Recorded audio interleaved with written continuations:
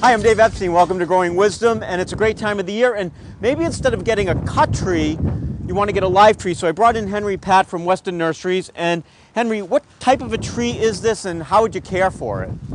This particular one here, it's a fir.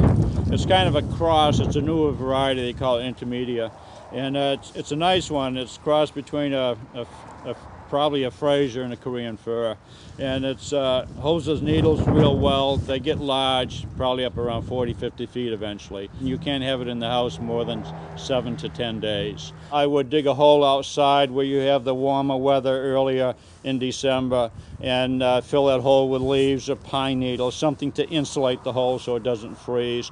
And the soil you're digging out, you want to put in pails or containers in the cellar or in a garage, in a place that doesn't really freeze too much.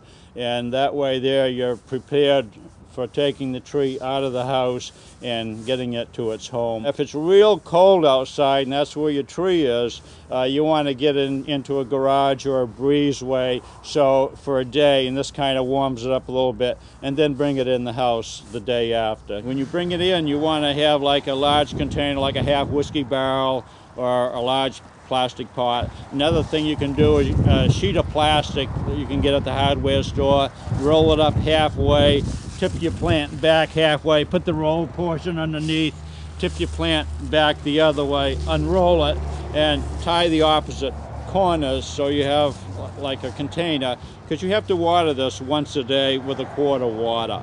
So you're literally putting this in a bucket where you can water this about a quart of water every day. Right. If the weather is inclement and you got freezing weather outside, ice, and you can't really plant it, you can put it in a shed or a building until the weather works in your favor, or you might have to keep it there for 2 or 3 months.